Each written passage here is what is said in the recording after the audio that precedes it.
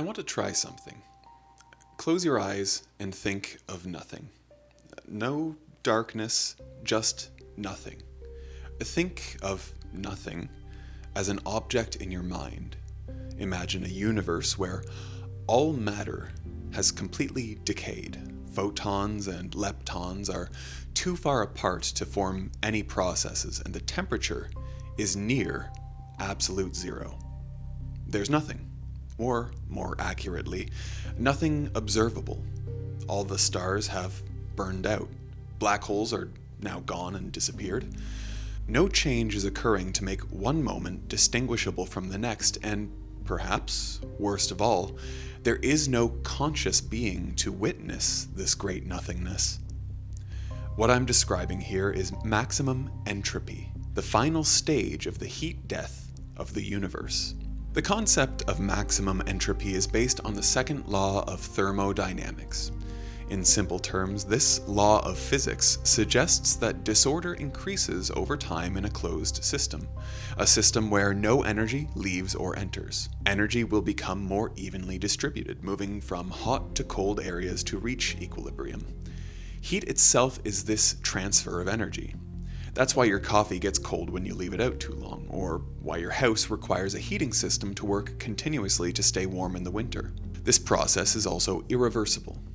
While you can reheat your coffee with more energy, you can't regain the energy that was dispersed when it was first heated up. That's just gone forever now. There's no capturing it out of the air. If you consider the universe as such a closed system, then we have a big problem. Because according to the second law of thermodynamics, eventually, entropy will increase until all energy is fully dispersed. And once this happens, no processes can form. All the lights go out and we enter a permanent state of nothingness.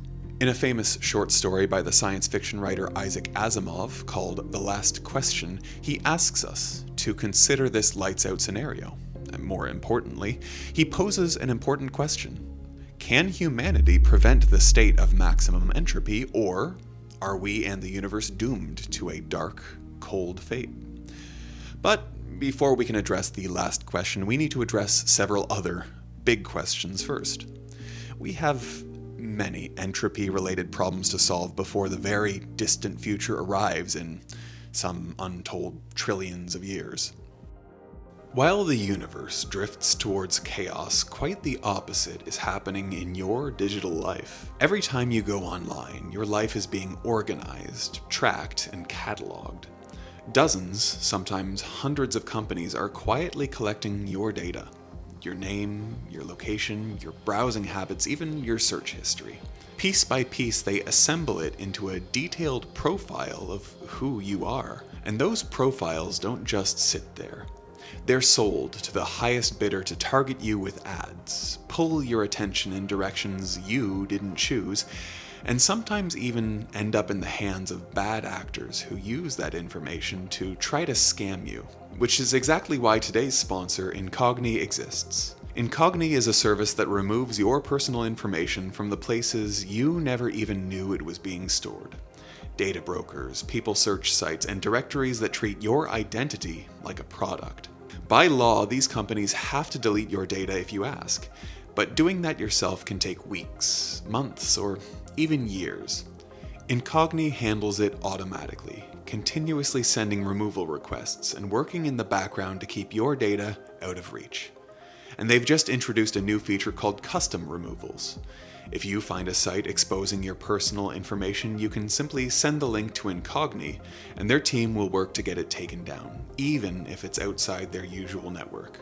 So if you want to reduce one of the biggest hidden sources of digital noise and take back control of your data, go to incogni.com/Aperture deal and use the code Aperture deal to get 60% off an annual plan.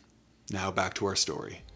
On a side note, I would like to recommend taking a moment to read the 9-page short story The Last Question after watching this video. It's by no means necessary to understand any of what we will be discussing today, but it would act as a very nice companion piece, and I'm sure you can find it online.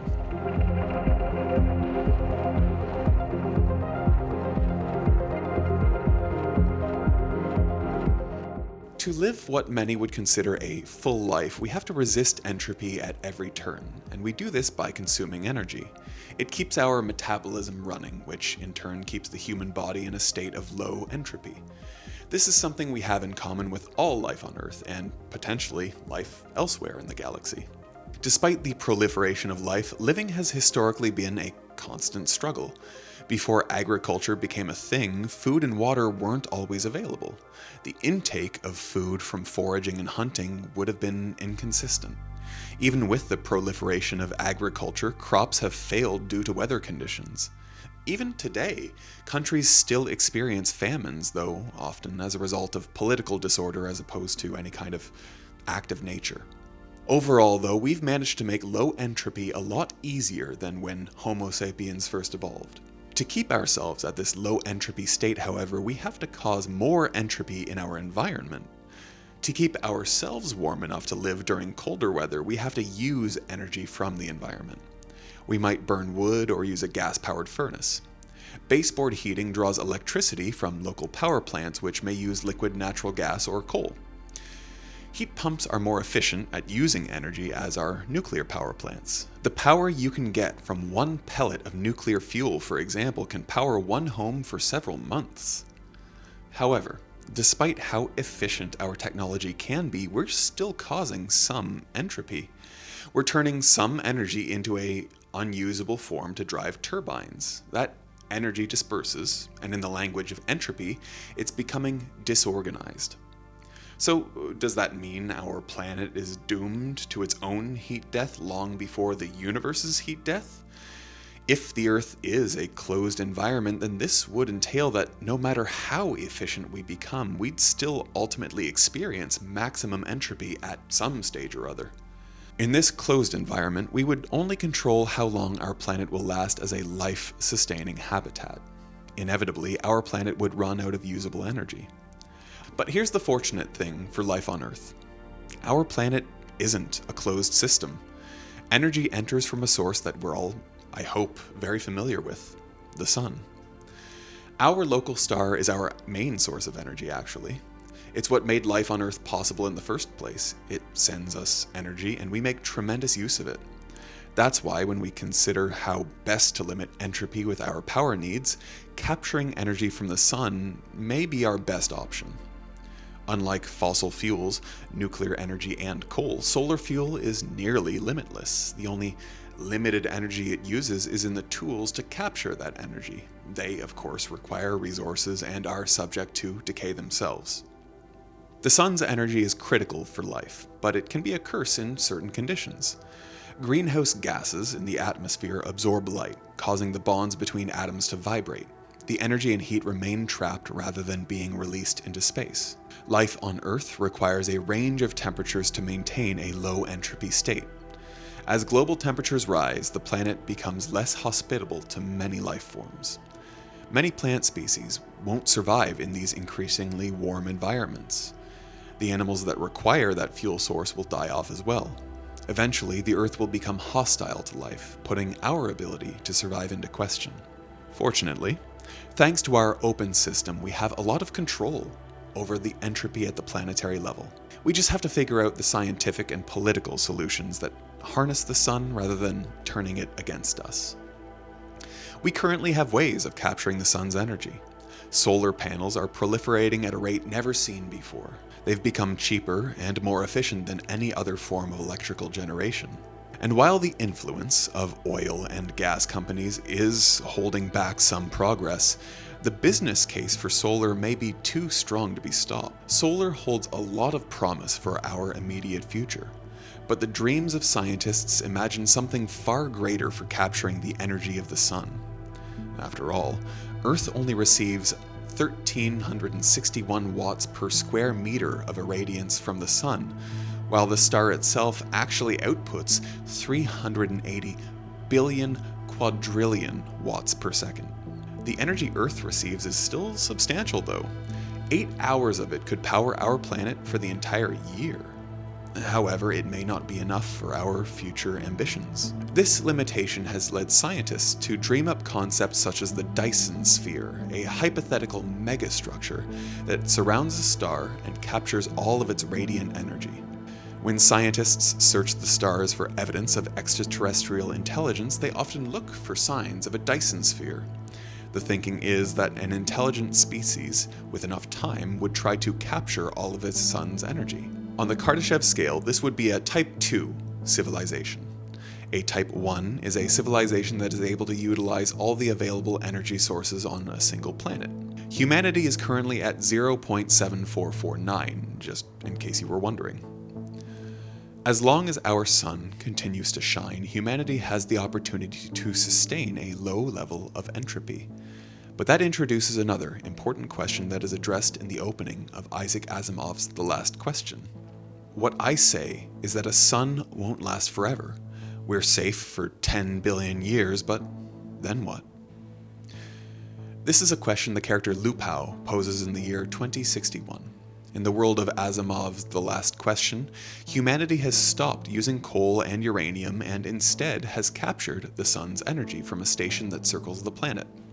They have enough power to send ships to Pluto and back as many times as they please. But when the sun goes out, well, that's it for life on Earth. They'd have to travel to other habitable planets to escape extinction. We still have billions of years left of the sun's energy before it all turns into a red giant and swallows us all, but that isn't forever.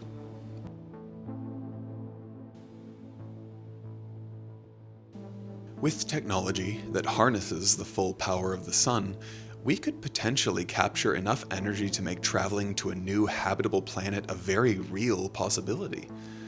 But of course, there are many technological hurdles that would need to be passed.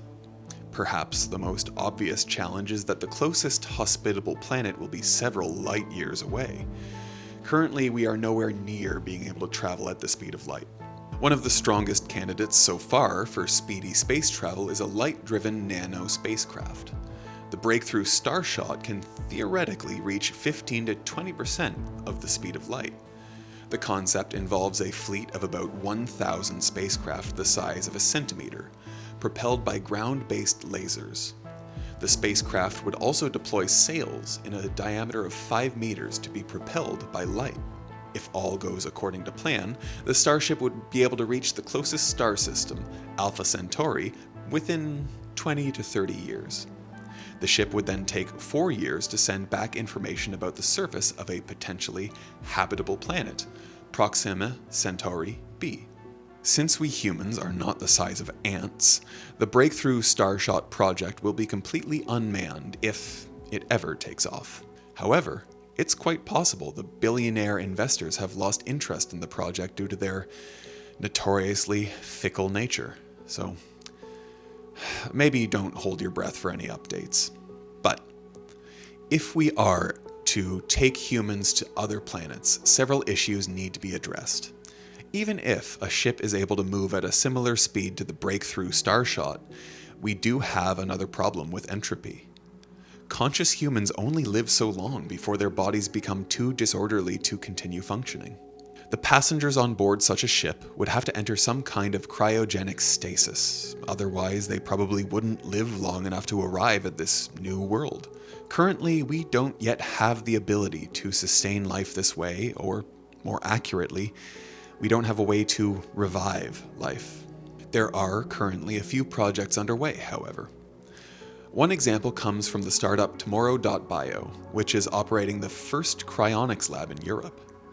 Patients interested in the possibility of prolonged life can pay roughly $200,000, yikes, to be frozen immediately following their death.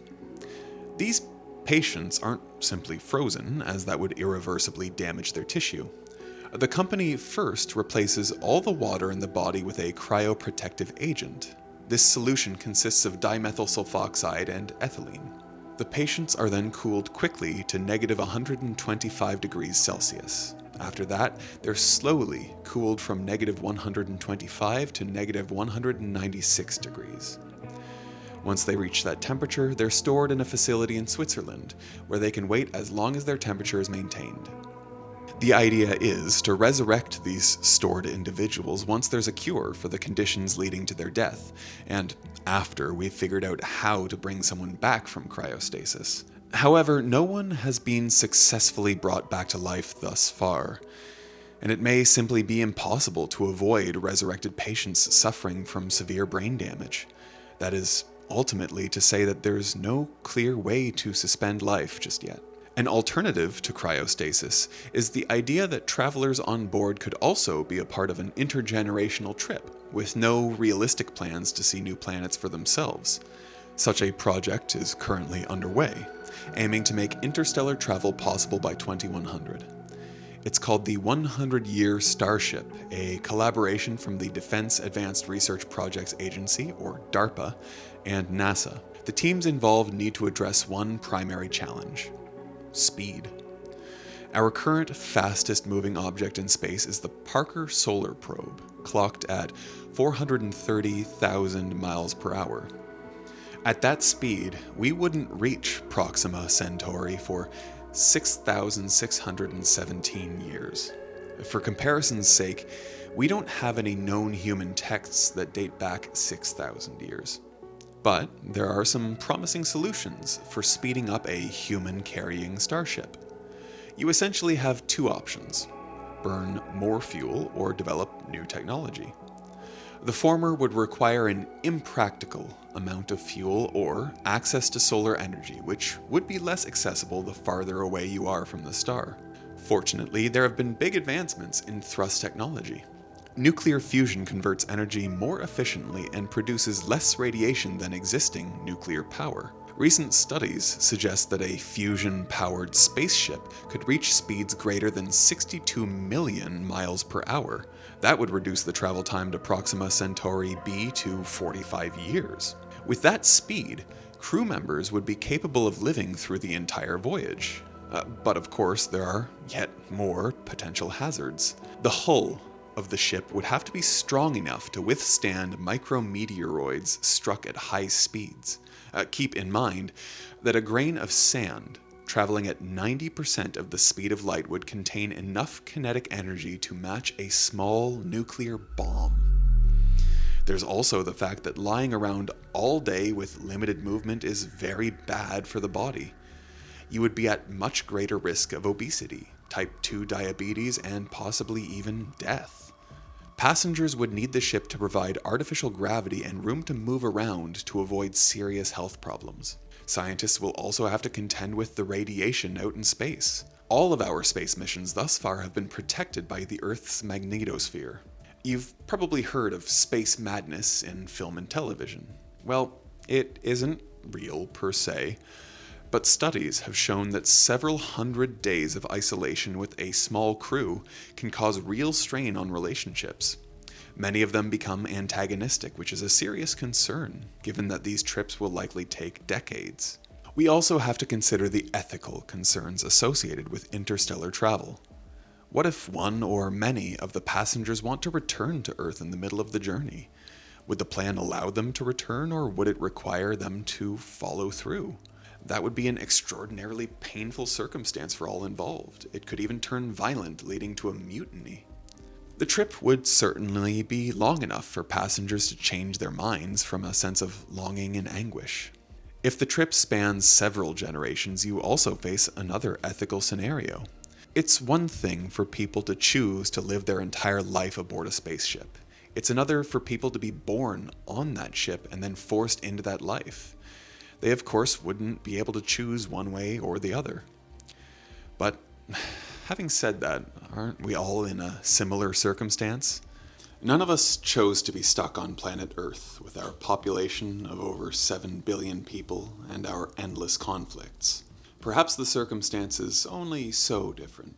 One other potential solution is straight from science fiction, which in turn was based on scientific theory.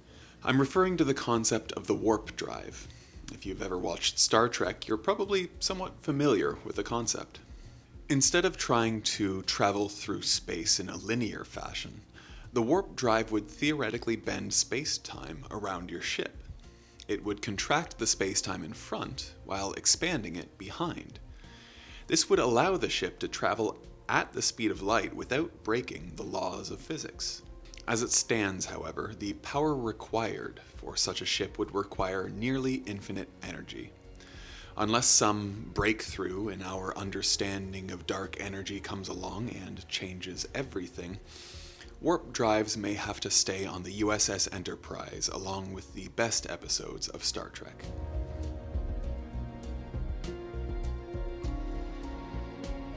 In our attempts to escape the entropy of Earth and our Sun, perhaps we're overlooking the greatest opportunity to avoid disorder: our own flesh and blood. What is aging but the body's entropy bringing us to an end? It's the orderliness and disorderliness of our living systems. The human body, if left alone, would become disorderly very quickly. It requires energy to operate life systems that slow down this process, and what we're talking about is food, of course. Eventually, despite all of our best efforts, we lose the ability to maintain a low entropy state. This condition is commonly known as death. Entropy also increases when the body is in a diseased state. Orderliness decreases at the cellular level. As we age, we show external signs of entropy. The elasticity of our skin decreases, leading to wrinkles that we desperately try to hide. We typically become less able to contribute energy to work as we get older. This is why most of us will retire at some point, I hope. It's possible that our pathologizing of old age stems from this concern about being less useful for work, similar to how energy dispersed is no longer usable. The less useful we are for work, the less productive we are for the whole. It's not hard to see this shaping our attitude towards the elderly and our own signs of aging. Aside from our efforts to prevent and cure diseases, we don't put a lot of serious effort into prolonging human life and usefulness. Meanwhile, clues in nature suggest the possibility of immortality and constant renewal. This may surprise you to hear, but there are several species of jellyfish that basically live forever. When the immortal jellyfish dies in its Medusa stage of life, it sinks to the ocean floor and begins to decay. This is where things start to get interesting. Its cells reaggregate, but not in its Medusa form. It reemerges into a previous stage of life, the polyp. From there, it blooms into a baby jellyfish, floating along in the ocean. What's amazing about this process is that the jellyfish not only avoids death, but returns in a lower state of entropy. It gets to thrive again instead of simply decomposing at the bottom of the sea floor. We currently have no way to borrow genes from the immortal jellyfish, but by studying them, we may learn ways to slow our own entropy. Or, hey, we might just gain an appreciation for a creature who's managed to achieve eternal life. But even if we were able to crack the code of immortality this way, we'd still be vulnerable to physical annihilation. Given enough time, we'd all die of some specter of physical violence, whether it's intentional or not. Perhaps then we need to think beyond the flesh and consider a disembodied life. Well, we'd be able to travel a lot lighter after all. Before we continue, I want to share something we've been working on. On this channel, we make a lot of heavy videos, from physics to philosophy, psychology to quantum mechanics. And while researching them, we end up reading a ton of incredibly interesting books, most of which get condensed into these relatively short videos. But those books are full of insights that we've always wanted to share more deeply, especially now, in an age where AI gives us instant answers and fewer people are taking the time to really sit down and read. We want to encourage something different, slowing down, taking in ideas more gradually, actually diving into these books in a way that our videos don't allow. So we're launching something new, the Aperture Book Club. In this video series, I'll be reading these books aloud and sharing my thoughts with you in real time. And you can share yours with me in the comments. It's going to be a more long-form, reflective style. The first episode will be on the live tab here on YouTube. We're starting with a compilation of Seneca's letters, one of the most influential Stoics of ancient Rome and someone Marcus Aurelius learned a lot from. If that sounds interesting, I'll leave a link so you can set a notification and join me when it goes live. See you there.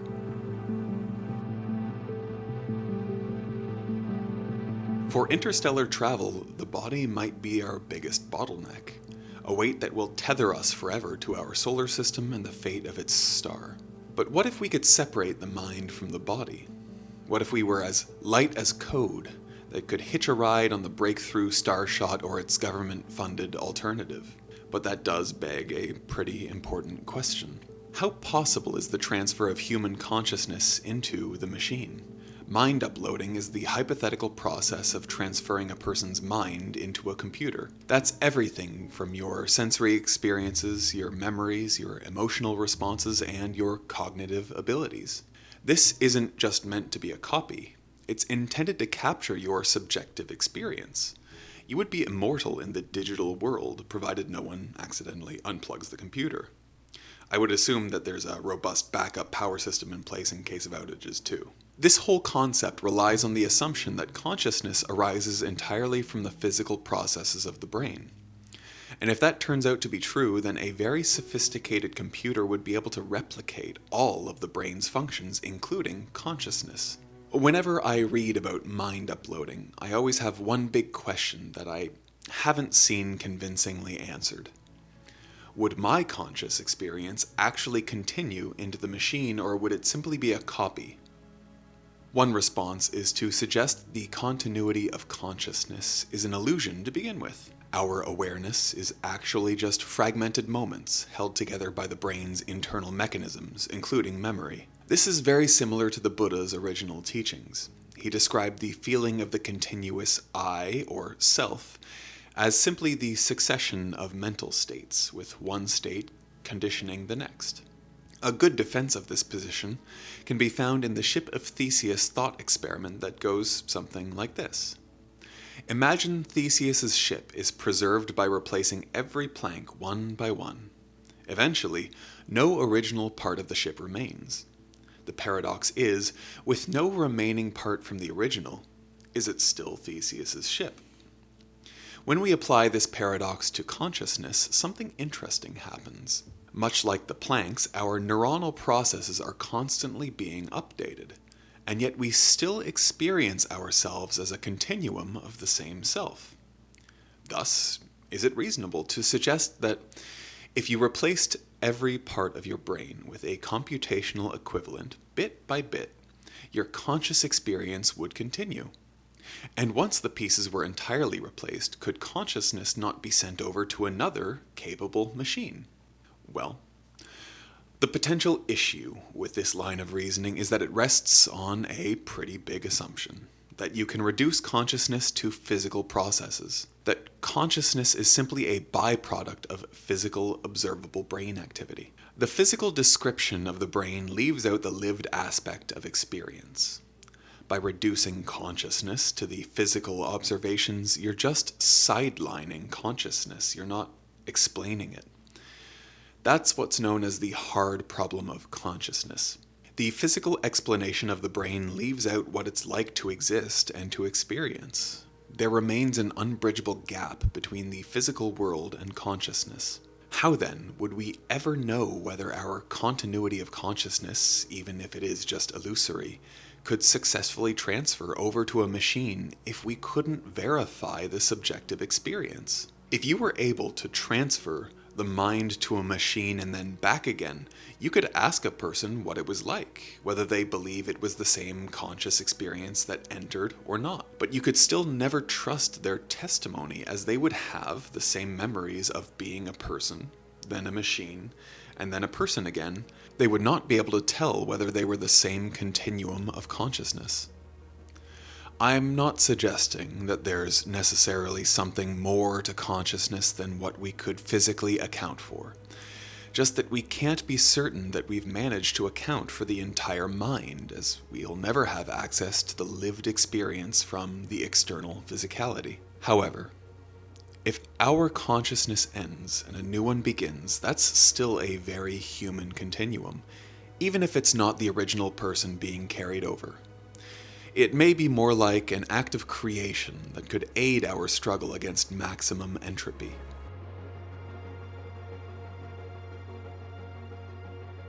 Humanity may one day be able to colonize another planet.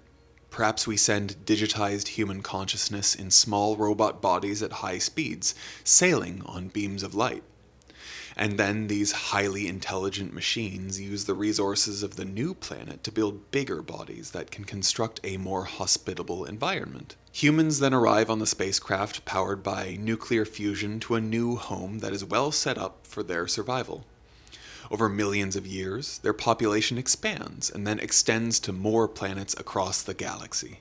Millions more years pass as humans spread across the galaxy and perhaps find ways to inhabit distant galaxies via technologies that we can't even begin to comprehend now.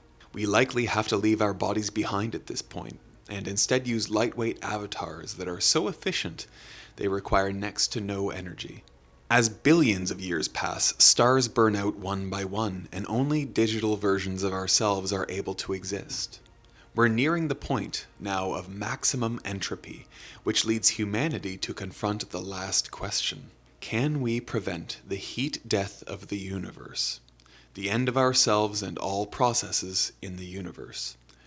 Is it possible that all things must necessarily end, no matter how great our prowess in science? Well, the good news is that there's hope. Maximum entropy is not a guarantee, and has actually been suspect ever since we noticed that the universe is constantly expanding. Maximum entropy occurs in a closed environment, but if the universe is always expanding, it technically isn't closed off.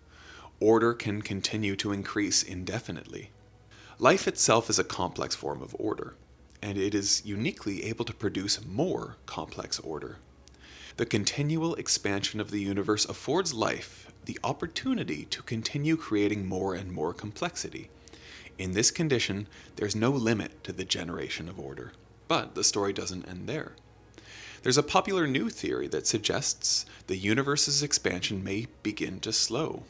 And if that's true, well, we may be back to the heat death hypothesis. But before we get ahead of ourselves, we still don't know whether the universe will end or continue forever. But in the absence of an answer, there's no good reason not to commit to bold acts of ingenuity and creation, so don't stop. Let there be light. Although humanity may never be able to stop the heat death of the universe, a sufficiently advanced alien civilization might be able to. Click the video showing on screen right now to learn all about the highest levels of civilization in the universe.